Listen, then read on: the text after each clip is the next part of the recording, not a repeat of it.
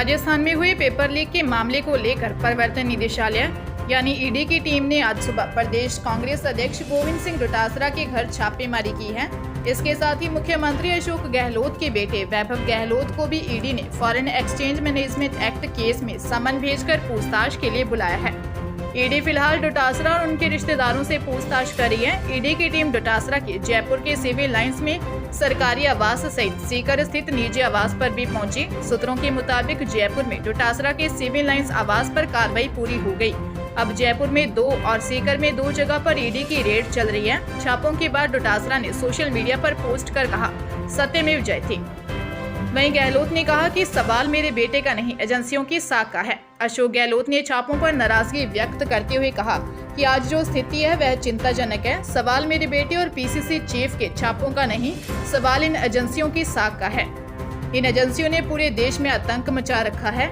कांग्रेस प्रदेशाध्यक्ष गोविंद सिंह डोटासरा के ठिकानों पर ईडी के छापों को लेकर अब भाजपा और कांग्रेस आमने सामने हो गए। डोटासरा के घर छापों और बेटे वैभव को समन के बाद सीएम अशोक गहलोत ने केंद्र सरकार पर निशाना साधा है। सीएम गहलोत ने कहा, केंद्र सरकार जांच एजेंसियों का दुरुपयोग कर रही है। ये लोग टिड्डी दल की तरह ईडी का उपयोग कर रहे हैं। वहीं केंद्रीय मंत्री गजेंद्र सिंह शेखावत ने कहा कि इस कार्रवाई से पेपर लीक से पीड़ित युवाओं के मन में न्याय मिलने की उम्मीद जागी है। गहलोत ने कहा, यह मामूली बात नहीं है। डोटासरा और वैभव गहलोत के खिलाफ कोई केस नहीं है। बिना केस के छापे नहीं मारे जाते। वैभव गहलोत को समन के बारे में गहलोत ने कहा, मैं करीब 5-10 साल से सुन रहा हूँ कि उसके खिलाफ शिकायत की गई है। कल ईडी का समन आया कि 26 अक्टूबर को हाजिर हो जाओ। हम इन लोगों से डरने वाले नहीं हैं। कल 5 गारंटी राजस्थान को और देने जा रहे हैं। वही गजेंद्र सिंह शेखावत पर कार्रवाई क्यों नहीं हो रही? अशोक गहलोत ने केंद्रीय जल शक्ति मंत्री गजेंद्र सिंह शेखावत पर बड़ा आरोप लगाते हुए कहा कि शेखावत के खिलाफ इथियोपिया में इन्वेस्टमेंट की शिकायत हुई। एसओजी बार-बार ईडी से कार्रवाई के लिए रिक्वेस्ट कर रही है, लेकिन कोई कार्रवाई नहीं की। बिना ऊपर के दबाव के ईडी नहीं आ सकती। संजीवनी वाले केस में हमने कितनी बार ईडी में रिक्वेस्ट की, लेकिन अब तक जांच नहीं की। इथियोपिया सहित कई देशों में गजेंद्र शेखावत की प्रॉपर्टी है। हमने रिक्वेस्ट की ईडी को, लेकिन कोई परवाह नहीं की। वहीं अशोक गहलोत ने कहा कि सीबीआई, ईडी, इनकम टैक्स जैसी देश की प्रीमियम एजेंसियों की साख नहीं रहेगी तो क्या बचेगा?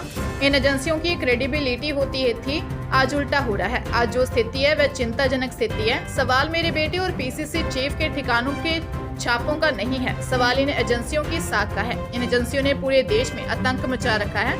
छत्तीसगढ़ में तो ईडी के अफसरों ने पिछले 6 से 7 महीने से वहीं पर किराए पर मकान ले लिए हैं, वहीं पर सेटल हो गए हैं, क्योंकि रोज कार्रवाई करनी पड़ रही है। गहलोत ने कहा, पार्टी के मुखिया पर छापा मायने रखता है। कोई केस दर्ज नहीं, कोई शिकायत नहीं, उसके बावजूद सीधे छापा डाल दिया। जो शिकायत करने वाले हैं किरोड़ी मीना, उनकी खुद की क्रेडिबिलिटी क्या है? जिनका काम धंधा यही है। किरोड़ी मीना को एक टिकट लेने के खातिर साल भर से यही काम दे रखा था कि ईडी में शिकायतें कीजिए। और गहलोत ने कहा, किरोड़ी मीना लॉकर के अंदर जाकर धरने पर बैठ गई कि अंदर 500 करोड़ पड़े हैं। कल हमारा कोई नेता जाकर धरना देगा कि फलां जगह 800 करोड़ पड़े हैं, तो क्या ईडी आएगी? गणपति प्लाजा के लॉकर्स मामले में ईडी का क्या काम था वहाँ? यह इनकम टैक्स डिपार्टमेंट का काम था। गहलोत ने कहा कि गोविंद सिंह डोटासरा किसान का बेटा है। जब से राजनीति में आया है दिन रात लगा हुआ है। विधानसभा में भी हर वर्ग की आवाज उठाने में कोई कमी नहीं रखी। हमारी गवर्नेंस की जिस तरह से उन्होंने डिफेंस किया उस तरह कोई नहीं कर सकता।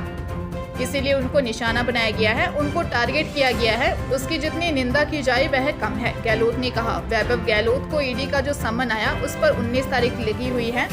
यह क्या मजाक है? हम घबराने वाले नहीं हैं। कांग्रेस पार्टी का कोई नेता घबराने वाला नहीं है। ये कितना ही ईडी इनकम टैक्स का दुरुपयोग करे, हमारे यहाँ पाकिस्तान से जिस तरह टिड्डी दल आता है, सब कुछ चट कर जाता है, फसलों को चौपट कर देता है। ईडी ने भी टिड्डी दल की तरह ही हमला किया है।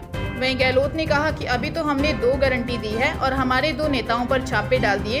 हम 5 गारंटी और देने वाले हैं, ये पहले तय कर लें 5 और किन नेताओं पर छापे डालने हैं। आप अपनी नीतियों कार्यक्रमों में जनता का दिल जीतने की बजाय दादागिरी कर रहे हैं। वैभव गहलोत का रतन शर्मा के साथ टैक्सी का कारोबार था, जिससे बाद में वे अलग हो गए। वैभव गहलोत को 10 साल पुराने मामले में समन दिया है। वैभव गहलोत की कोई 25 लाख की पूंजी थी। उस होटल के अंदर जो कंपनी है उसमें कितने शेयर बेचे, किसे दिए, उस पर वह कंपनी जवाब दे रही है। जहां भी चुनाव होते हैं वहां पहले ईडी इनकम टैक्स के छापे शुरू हो जाते हैं। कर्नाटक में 22 बार छापे डाले गए, वहां कांग्रेस जीती। छत्तीसगढ़ में कांग्रेस की हवा चल रही है, वहां लगातार छापेमारी चल रही है, वहां लगातार मुख्यमंत्री को परेशान किया जा रहा है। राजस्थान में मैंने कई बार कहा है, सरकार को रिपीट करने का जनता का मन है, इसीलिए इनको तकलीफ हो रही है। लोगों को डरा रहे हैं, धमका रहे हैं। जहां जहां ईडी ने छापे डाले हैं वहां वहां कांग्रेस सरकार बनी है। राजस्थान में भी यही होगा। आचार संहिता लगने के बाद भी छापे डाल रहे हैं। कर्नाटक में प्रदेश अध्यक्ष DK शिव कुमार पर छापे डाले गए। यहाँ पर प्रदेश अध्यक्ष डोटासरा हैं। वहाँ बीजेपी साफ हुई और यहाँ भी साफ हो जाएगी। डोटासरा के खिलाफ कोई केस नहीं, कोई शिकायत नहीं। वैभव गहलोत के खिलाफ केस नहीं, इसके बावजूद आप ईडी के छापे डाल रहे हो। गहलोत ने कहा, इन्होंने कई प्रदेशों में चुनी हुई सरकारों को गिराया।